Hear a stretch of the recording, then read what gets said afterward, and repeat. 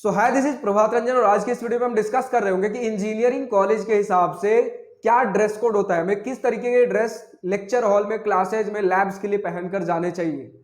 और मतलब जब हम बोलते हैं फॉर्मल डिसेंट ड्रेस कोड, उसका मतलब क्या है। और हॉस्टल जब हम जा रहे हैं घर से, अब हॉस्टल में रहने जा रहे हैं तो कुछ कपड़े भी हमें लेकर जाने पड़ेंगे हॉस्टल के लिए, तो कितने कैसे कपड़े लेकर जाए। तो यानी कि आपका इंजीनियरिंग कॉलेज से रिलेटेड जितना भी कपड़े वाला इशू है वो सारी चीजें आज इस वीडियो में डिस्कस कर रहे होंगे। तो सबसे पहले समझ लीजिए कि जो फॉर्मल डिसेंट ड्रेस कोड होता है इसका मतलब क्या है। अगर सीनियर्स की माने तो जैसे ही आप कॉलेज में आओगे, फर्स्ट ईयर में आते हो, तो सीनियर्स आपको कहते हैं बॉयज के हिसाब से कि आप एक फॉर्मल जीन्स या फिर फुल पैंट और एक फुल स्लीव वाला शर्ट पहनिए। रिस्ट वॉच ऑप्शनल है, ना ही पहनो तो बेटर है, लेकिन ये सीनियर सजेस्ट करते हैं। बट अब कईयों के पास फुल स्लीव वाला शर्ट नहीं होगा, गर्मी का सीजन है, तो आप यहां तक वाला half T shirt, half shirt भी पहन सकते हो, कोई दिक्कत नहीं है। गर्ल्स के हिसाब से बात करें तो बहुत सारे कॉलेजेस में सलवार सूट रिकमेंडेड होता है, बट अगेन ये वाली चीजें, और उसमें भी प्लेन सलवार सूट, ज्यादा कुछ बहुत चमक धमक नहीं, लेकिन अगेन गर्मी के सीजन के लिए फिट नहीं है, गर्मी में सही नहीं रहता।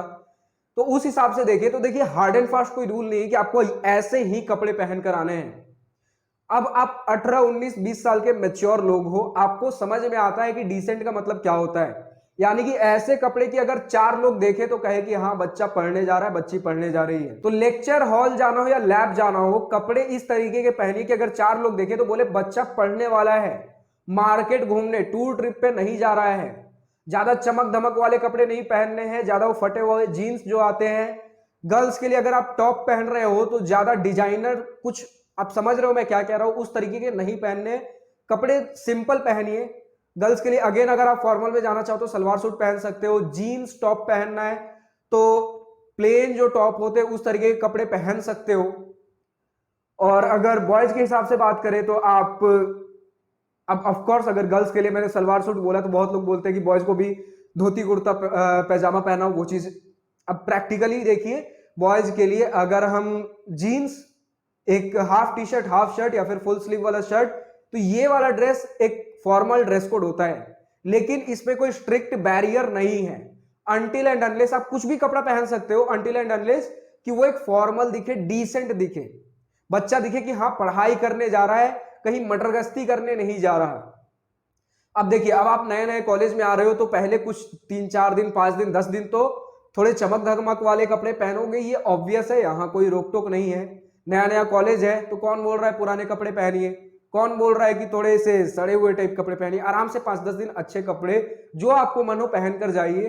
लेकिन उसके बाद धीरे धीरे ट्राई करिए कि अगर हम क्लास में बैठे हैं, अगर सामने प्रोफेसर पढ़ा रहे तो उन्हें भी लगे कि हाँ बच्चे जो आए हैं पढ़ने के लिए आए हैं, तो उस हिसाब से जाइए। और अब बात कर लेते हैं भैया लैब्स में किस तरीके के कपड़े पहनकर जाने। तो अगर लैब आपका कोर लैब है, कोर सेक्टर वाला, यानी मैकेनिकल, इलेक्ट्रिकल, सिविल, मेटलर्जी, इन सारी चीजों का लैब है, तो वहां में बहुत सारे मशीनरीज देखने को मिलते हैं, कुछ फाउंड्री लैब्स भी होते हैं। तो ये सारे जो लैब्स हैं, कोर सेक्टर वाले लैब्स, यहां बोला जाता है कि आप टाइट कपड़े पहनकर आइए, लूज कपड़े मत पहनिए, वरना किसी मशीन को ऑपरेट कर रहोगे, मशीन के अंदर कपड़ा चला जाएगा और बस गड़बड़ हो जाएगा। एक शू रिकमेंडेड होता है जब भी आप लैब में जाइए, जो मशीनरीज वाले लैब हैं, जैसे वही आपका कोर में सिविल हो गया, मैकेनिकल हो गया, आपका जो भी लैब्स हो गए, आपके मेटलर्जी के हो गए, प्रोडक्शन के हो गए।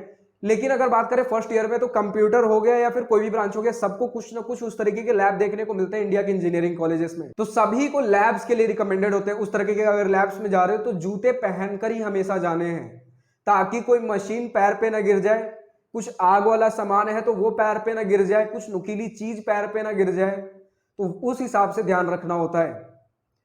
तो और अब बात कर लेते हैं, अगर घर से अब हॉस्टल में जा रहे हो तो कुछ कपड़े हॉस्टल के लिए लेकर जाने होंगे, तो कितने कपड़े लेकर आए। तो 3-4 सेट मैक्सिमम रिकमेंडेड होते हैं। बहुत लोग क्या करते हैं 10-12 जोड़ी कपड़े बनवा लेंगे, खरीद लेंगे, और उसके बाद हॉस्टल में जाने के बाद देखेंगे यहाँ तो लोग अलग ही तरीके के कपड़े पहन रहे हैं।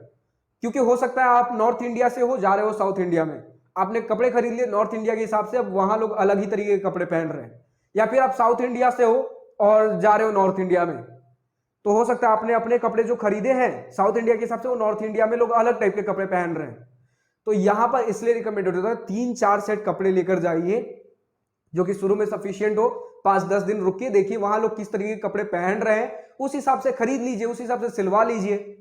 वरना क्या होता है कि अगर आप एक अलग ही ढंग का कपड़ा पहन रहे हो, बाकी सारे लोग अलग ही टाइप के पहन रहे हैं, तो उसमें क्या होता है कि एक गैप देखने को आपको मिल जाएगा। सारे स्टूडेंट्स में फिट बैठने में थोड़ा सा दिक्कत होगा। हम कहते हैं जैसा देश वैसा भेष। इसलिए आप देखोगे शुरू में 5 दिन 10 दिन 15 दिन लोग थोड़ा अजीब अजीब ही रहते कि यार इसने तो इतना महंगा कपड़ा, इस टाइप का कपड़ा पहना है, ये तो बहुत ही ज्यादा हाईफाई लेवल का होगा। लेकिन हमें बाद में पता चलता है इसने बस जिद करके सिलवा लिया, बाकी बाद में धीरे धीरे है हमारे ही जैसा। तो एट द एंड आपको करना वही है जो सारे लोग जिस तरीके से कर रहे हैं। तो उसी हिसाब से मैं बोल रहा हूं कि अगर आप घर से हॉस्टल जा रहे हो तो 3-4 सेट कपड़े लेकर जाइए और उसके बाद वहां रहकर देख लीजिए बाकी सारे लोग जिस तरीके से पहन रहे हो उस सबसे सिलवा लीजिए कपड़े या खरीद लीजिए। समझ रहे हैं? अच्छा, मैंने हॉस्टल वाला वीडियो बनाया था कि हॉस्टल में क्या क्या सामान लेकर जाना है, तो किसी ने मजाक मस्ती में कह दिया कि भैया मस्क्यूटो नेट छूट गया क्या। तो सीरियसली मस्क्यूटो नेट भी जरूरत पड़ती है। कपड़े वाला बात हो रहा है तो थोड़ा बहुत चलिए भी बता देता हूँ, मस्क्यूटो नेट की भी जरूरत पड़ती है हॉस्टल में ताकि मच्छर की दिक्कत ना हो रही हो। लेकिन अगर छूट जाता है तो कुछ दिन हॉस्टल में रहकर देख लीजिए आपको मच्छर की प्रॉब्लम आ रही है कि नहीं आ रही है। अगर आ रहा है तो आप ऑनलाइन भी मंगवा सकते हो, वहां आसपास के दुकान में भी देख सकते हो, कहीं से भी मस्क्यूटो नेट मिल जाएगा, कोई बहुत बड़ी दिक्कत नहीं है। तो जितनी चीजें बताई जा सकती थी मैंने बताने की कोशिश की है। अब आप बताइए अब आपको और क्या जानना है कॉलेज में जाने से पहले, इंजीनियरिंग कॉलेज के बारे में, इंजीनियरिंग लाइफ के बारे में, कमेंट सेक्शन में लिखकर बताइए। फिलहाल इस वीडियो में इतना ही। अगर वीडियो पसंद आई हो तो लाइक शेयर सब्सक्राइब दिल खोल कर करिएगा, और अगर कुछ दिल की बातें कुछ मन की बातें लिखकर बतानी हो या पूछनी हो तो कमेंट सेक्शन आप ही के लिए तो है। So thank you for watching this video, good bye, wish you all the best for future, enjoy journey.